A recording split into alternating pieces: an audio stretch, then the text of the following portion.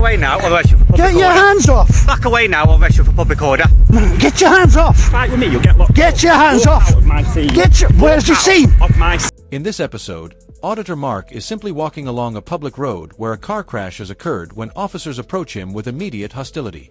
There is no cordon, no tape, and no lawful restriction in place.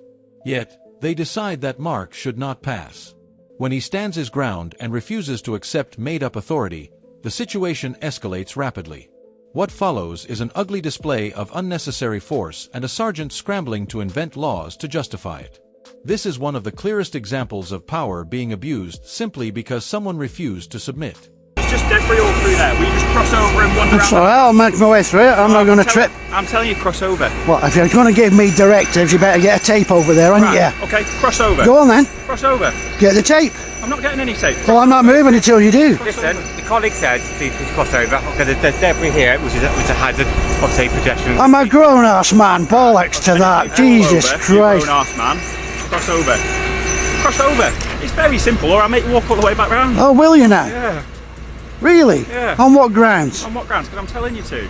You don't just moment. dictate to a member of the public. Unfortunately, I do. No, you do not. This is my scene. You're in my scene. Is it a crime scene? Yes. Yes. Now, Where's the cross over tape? for me. You haven't got any tape whatsoever. Cross over for me. Okay? I've been perfectly polite with you. I said, please. What's your cross bank over. account details? My bank account Yeah. details? Why would I give you my bank account Come on, details? give me your bank I'm account banking at details. West, mate. Now Give cross me your over. numbers. Come on, I'm asking politely. All right. I'm not asking. I'm telling you, but I'm telling you politely. Cross over for me. Mark is told to cross the road, not because of traffic danger, not because emergency services need access, but simply because an officer has decided that's what he wants. When Mark asks where the tape is, he's doing something very specific. He's checking whether the area has actually been converted from a public highway into a restricted zone. It hasn't. There is no tape, no cones, no barriers, no signage. Nothing that would normally create a lawful expectation for the public to divert. Instead of explaining a safety rationale or citing traffic control powers, the officer falls back on, "This is my scene." But scenes are controlled by measures, not moods. On a public road, officers can't just declare personal ownership and issue commands without any visible or lawful restriction. It's a very simple request. Is it? I've not been in If it's a request, then it can be declined. Right. And now you've declined my request, I'm telling you to. And if you don't, then I'll lock you up for obstruct. It's that simple. Obstruct for Yeah. walking down a public Yeah, road. Exactly. As my colleague said, can you walk round on that side of the road? Or you're just reading off the same sheet. I thought you were going to be more intelligent. Why would I see what down here when he just tells you to go around there? I don't have to go round there. I could go over there, I could stand there, I could stand over there, I could stand anywhere I want. Of course you can, but you can't walk through here. Of course I can. No, we're telling you no. What? We're telling you you can't. You don't tell a member of the public what they can and can't do on a public road when they've not broken any laws. At the moment. If you want to control this area, tape it off now. Right now. Tell you what, back away now, otherwise you're for public Get order. your hands off. Back away now, otherwise you're for public order. That's all I'm saying Public now. order? How's that? because How do you want You've been that? with a crime scene, okay, and you've been This aggressive. is not a crime scene. How do you know it's not a crime scene? Because there's no How do you tape. know it's not a crime There's scene? no tape. Doesn't have to be tape. We can have uniform officer of the control in the area. There doesn't need to be That's tape. not how it works with a crime scene. Come on. The moment Mark points out the obvious solution, tape it off, an officer explodes into his personal space and threatens arrest for public order offenses, suddenly claiming that Mark is interfering with a crime scene. That leap is outrageous. A crime scene isn't created by volume or proximity. It's created by clear, identifiable control measures. The officer's claim that it doesn't have to be tape if an officer is controlling an area is simply wrong. Control must be communicated in a way the public can actually perceive and comply with. People aren't expected to read minds or guess where an invisible boundary begins. If restrictions exist only inside an officer's head, they aren't enforceable, they're discretionary. But making sure you avoid Stop following me.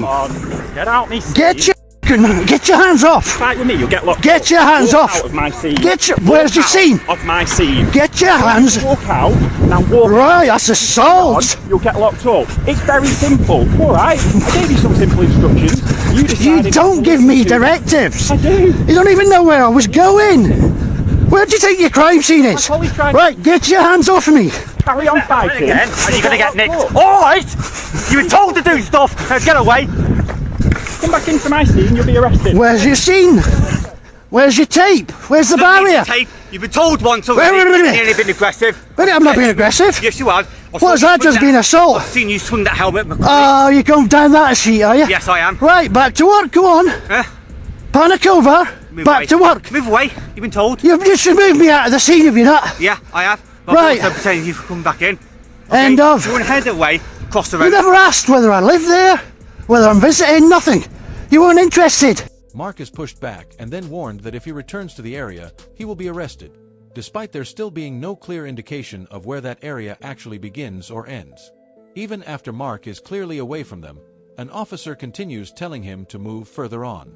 The message isn't "stay out of a defined space." It's "keep going until we're satisfied," which is something entirely different. What Mark exposes next is the point they can't recover from. He highlights that they never ask the most basic procedural questions. Do you live here? Are you visiting? Do you need to pass through? These are standard assessments before restricting movement on a public road. Instead of establishing necessity, the officers jump straight to commands, and then to force. Do you understand what's happened here? Oh, Do you understand what's happened let me here? guess, see if I can work it out. Has anybody been I'm a injured? bit dumb, Has but how anybody do been you- killed? No. You don't know? No. No, you don't know. No, I do know. You don't know? I do know. How do you know? Because if there was an injury, there'd be tape up. Not necessarily. No. You don't understand. Anyway, me and you're done. You can go back to We are work. done. So if you want to cross over, I'm not crossing anywhere. Otherwise, you're coming in. Oh, you're really Understand? trying to push the buttons, aren't I'm you? not trying to push the buttons. You are? We've already got unlawful assault. It's not a lawful assault. Is it not? I thought it's already recorded. So is this. Yeah. What are you doing? What do you mean, what am I doing? Yeah. You want to open your arms and become aggressive, or obviously I will use force to move you back. Understand me? I think you better just go back to work. Are you Understand witnessing me? this? Understand? I understand exactly what you're trying to do, mister. You're a sergeant, act accordingly. Okay, stop. Back to work. Right. Don't stand there trying to poke my buttons. What's your name? What's your name? Mister, back to Hello. work. Hello. Just talk. Mr. Public Servant, back to work. He is working. He He's is trying to escalate it so he can arrest me. At the moment. Get your ass back to work. Listen, don't start swearing. This officer doesn't just fail to de-escalate. He actively escalates the situation while pretending he's preventing it. Mark is laughing the situation off, clearly non-threatening, yet the officer still issues a conditional threat. If you open your arms, I'll use force. That isn't managing aggression, it's projecting it. It gets worse when the sergeant arrives.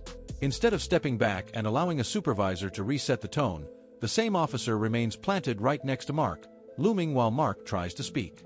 Hovering beside someone during a conversation with a sergeant isn't about safety, it's about influence and intimidation.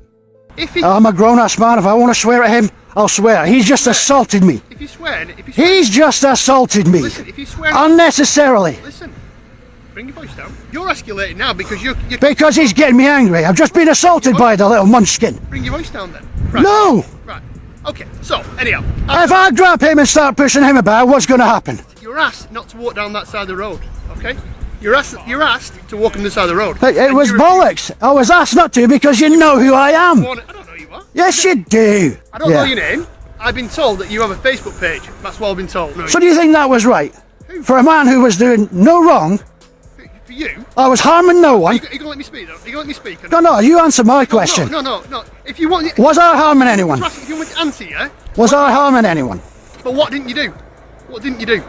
I don't do what I'm told by Well, idiots. maybe you need. All right? Maybe you need to. Right. Anyway. Maybe you need to do your job as a sergeant and put some barrier tape up in future, Right.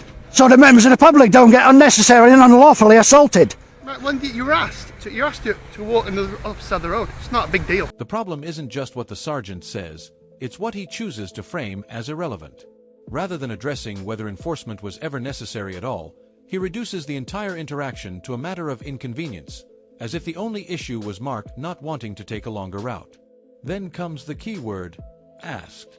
Mark wasn't asked to do anything. He was ordered, crowded, physically moved, and threatened with arrest. Calling that an ask isn't a mistake, it's a rewrite. It's the language of damage control, softening what happened so it sounds reasonable after the fact. I'm asking you to stop swearing. It's not against the law to swear at you. It is. It is. No, it's not. It is. No, it's not. Not Case law. No, it's not. really. So Yes. Listen. Public order doesn't have to be a person in hearing or sight. Okay. It is the theoretical person. Oh, so now we're making up theoretical people that could be hiding in the bushes, guys. That's what it is. You're a numpty, come on. Really? Yeah. You need to look at your law then, mate. If that's what you think. Right, anyway. Nowhere in section 5 have I seen the word theoretical. It doesn't say Nowhere. It doesn't say it in the words. It's in the context of. So the theoretical people, it's hidden in section 5 as well. Theoretically, it's in there. Is it? You're really that stupid. No, Come on. You're really boring me. Right. In other words, I've beat you. I've won the conversation. No, you're boring me. You're boring I've beat you. No, you're boring. Psychologically, I've beat you. Review your footage when you Say goodbye to short ass. I'll catch him again. This exchange is almost surreal. The sergeant confidently claims that Section 5 applies because of a theoretical person, an imaginary bystander who might be offended in his mind. That isn't a slip of the tongue, it's a complete fabrication. Section 5 has never applied to hypotheticals.